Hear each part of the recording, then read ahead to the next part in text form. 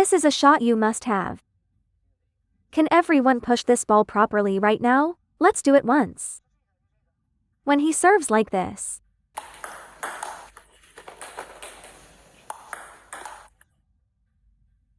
don't move forward. Move sideways. If you move forward, he'll give you some side spin. That's the effect. It becomes hard to control and easy to fly long. You should make a small hooking motion inside the table.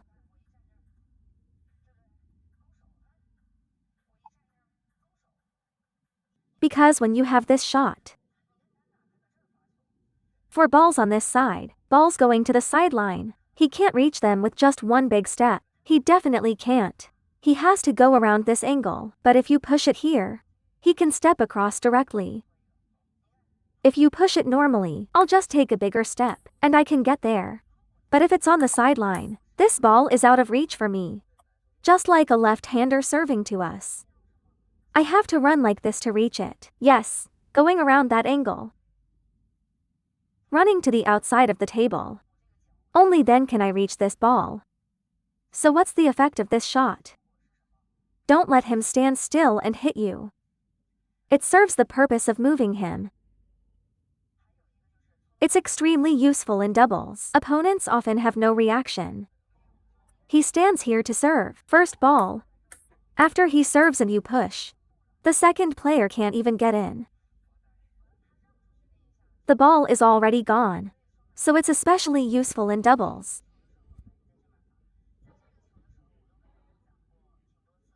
You must not push from back to front. You must brush sideways.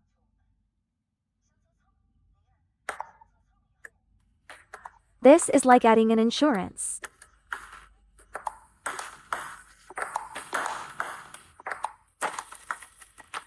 This ball feels so uncomfortable. You really need this in matches. Then your down the line shots will be much more effective. Push with sideways brushing. Don't cut downward. Don't push forward. It's very easy to hit long. Especially against left side spin. Half spin or no spin.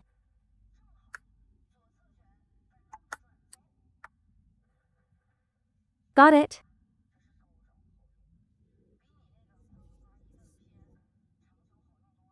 Once you learn this, your opponent may not want to serve short to you anymore.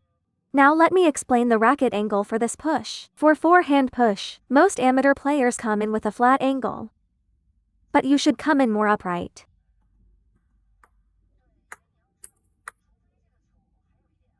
Are you afraid that being too upright will make it go into the net? Let me tell you why it goes into the net. Because the ball he serves, you arrive too late, that's why it goes into the net. The ball is short and your arm doesn't reach far enough. So you contact the ball at the end of your motion. The brushing and force you give are insufficient. So your problem now is that your body didn't move in. Kids face the same problem. It's because your body didn't move in.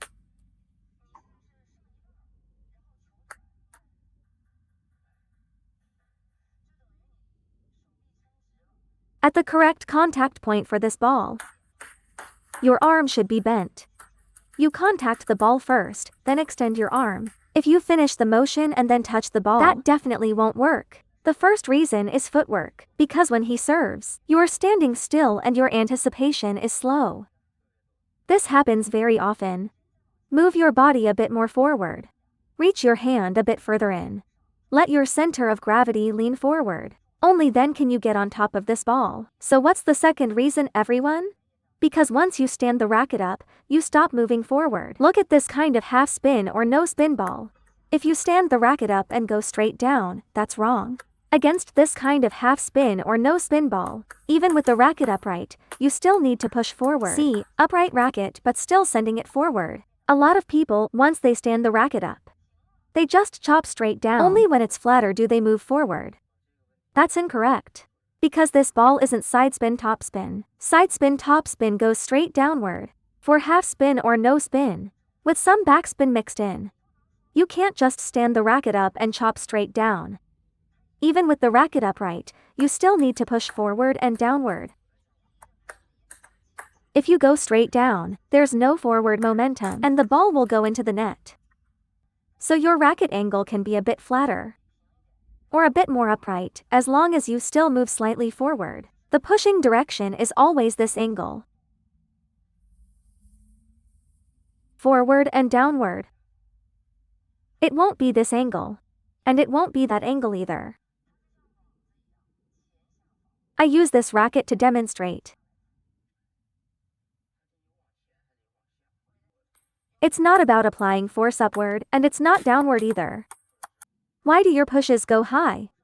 It's because many players, when pushing, like to lift the ball. So, everyone, whether the ball has spin or not, your racket angle needs to change. And remember, the force is forward and downward. Placement is the most useful thing in pushing, the most practical. Look, if you push the ball here, it's hard for him to loop. But if you push it here, it's easy for him to loop.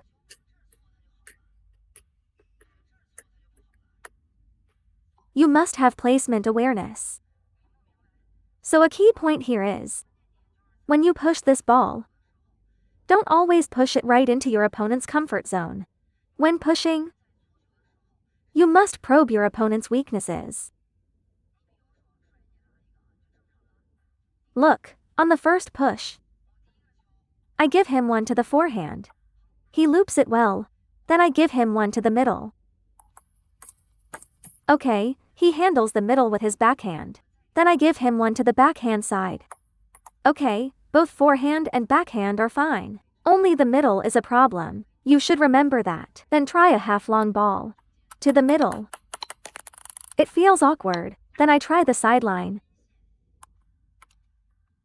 Okay, this half-court works. A wide-angle ball works. The weak area is the middle and long middle.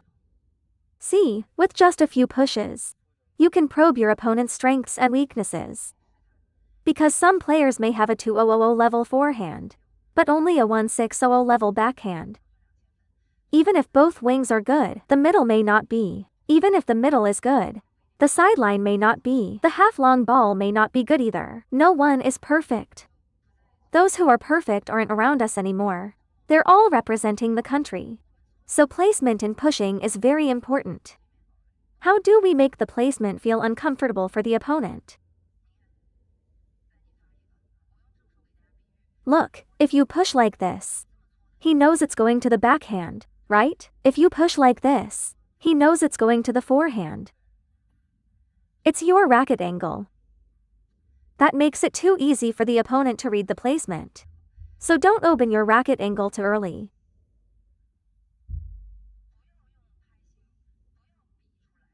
When pushing for placement, how do we deceive the opponent? Use a neutral racket face. At the moment of contact, keep a neutral racket face, then flick and brush at contact. He really can't tell.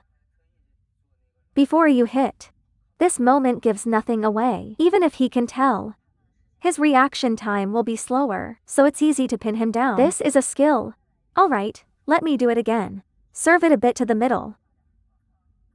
At the moment of contact, as you step in, keep the racket face neutral.